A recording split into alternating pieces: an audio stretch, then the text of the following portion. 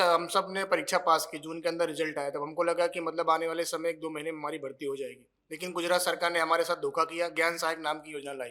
ज्ञान सहायक सरकार ने बोला वैकल्पिक व्यवस्था है, मतलब जब तक कायमी शिक्षक की भर्ती हम नहीं करेंगे तब तक ज्ञान सहायक चलेगी।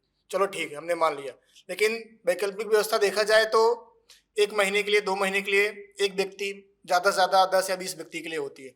लेकिन जब हमको पता है कि मतलब 20,000 से ज़्यादा कायमी शिक्षकों की घट है, तो सरकार कायमी शिक्षक की भर्ती क्यों नहीं करती है? फिर हमने बहुत सारे आंदोलन किए, लगभग अगर देखा जाए तो अभी तक हम लोग 17 से 18 बार डिटेन हुए हैं। 4 से 5 बार घर्षण हुआ है, हाथ पैर भी तोड़ा गया है, शर्ट भी फाड़े गए हैं।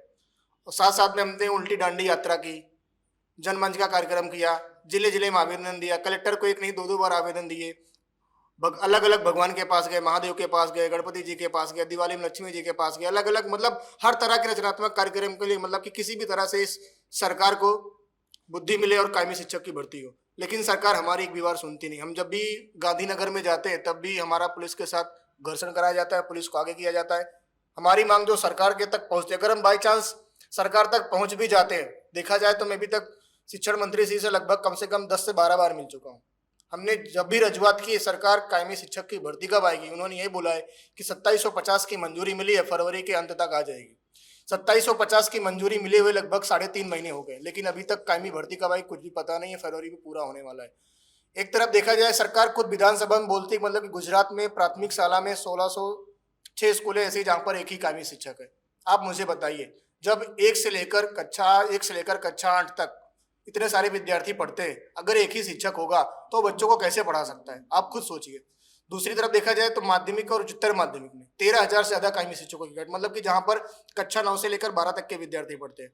कोई भी बच्चे का भविष्य का निर्माण होता है तो 8वीं के बाद 9वीं से लेकर 12वीं तक विद्यार्थी ने निश्चित का लेना कि मुझे आगे जाकर क्या करना है। अगर उसका बेस ही क्लियर नहीं होगा, अगर 9 से 12 के अंदर उसको साइंस अच्छे से नहीं आएगा, मैथ अच्छे से नहीं आएगा, इंग्लिश अच्छे से नहीं आएगी, तो फिर उसके बाद क्या होगा? फिर आगे जाकर यही परेशानी होती है, मतलब इसको पढ़ने नहीं आ रहा है, लिखने नहीं आ रहा है, फिर परेशानी इसको हर तरह से होगी, मतलब वो रोजगार प्राप्त नहीं कर सकता, आगे पढ़ाई नहीं कर सकता है, कॉलेज नहीं कर सकता है। तो सरकार से हम एक ही मांग करते हैं, जितनी भी खाली जगह है सबसे पहले आप कायमी शिक्षकों की भर्ती कीजिए।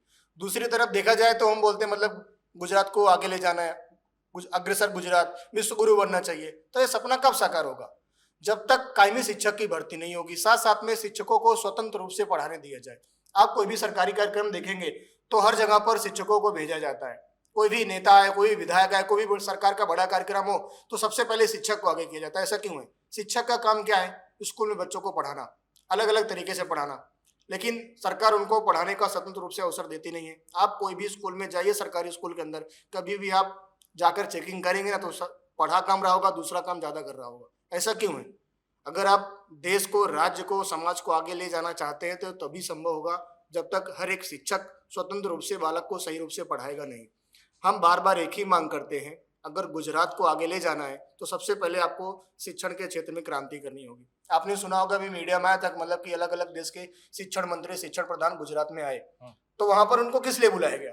क्या आपने वहां की एजुकेशन पॉलिसी को फॉलो किया? आप जापान देख लो, चीन देख लो, बड़े बड़े जो विकसित देश हैं, वहां के अगर आप एजुकेशन सिस्टम देखें तो सबसे अच्छा, बेस्ट है। क्यों? क्योंकि वहां पर शिक्षकों को अच्छे से अच्छी मूलभूत सुविधाएं दी जाती है। वहां के स्कूल, वहां के क्लासरूम अलग एकदम मूलभूत सुविधाओं से एकदम भरपूर होता है। वहां पे शिक्षक को स्वतंत्र रूप से पढ़ाने नहीं जाता है। तो आज वो देश विकसित है, हम विकसित क्यों नहीं? हम तो सपना देख रहे हैं मतलब कि 5 ट्रिलियन 3 ट्रिलियन इकोनॉमी, लेकिन इकोनॉमी कब जाएगी? जब हर भारत का हर एक बच्चा पढ़ा लिखा होगा, अपने पैर पर खड़ा होगा, तभी तो हम आगे जा पाएंगे। अगर आप बच्चों को पढ़ाएंगे ही नहीं तो बच्चा कहाँ से आगे बढ़ेगा? हम सपना तो देख रहे हैं, मतलब कि 2049 का सरकार सपना दिखाती है। अगर ऐसी कंडीशन रही ना तो 2049 तक भारत, पाकिस्तान और श्रीलंका से भी ज्यादा हालत खराब हो जाएगी। क्यों? क्योंकि सरकार धीरे धीरे पूरे जो सरकारी सिस्टम है उसको खत्म कर रही है, सब कुछ प्राइवेट कर रही है। अगर एक देश के अंदर 80 करोड़ लोग मुफ्त का राशन लेकर खा रहे हैं, उसी तरह से देखा जाए, मान लीजिए गुजरात के अंदर 3 से 4 करोड़ जनता जो है मुफ्त का राशन लेकर खा रही है सरकार के हिसाब से, तो अगर जो जनता मुफ्त का राशन लेकर खाती है तो उसके अगर 1 बच्चे होंगे, 2 बच्चे होंगे तो प्राइवेट स्कूल में कैसे पढ़ा पाएगा? जब वो पढ़ाएगा नहीं, अनपढ़ रहेंगे, आने वाले समय में खाली सरकार को किससे मतलब है? वोट से।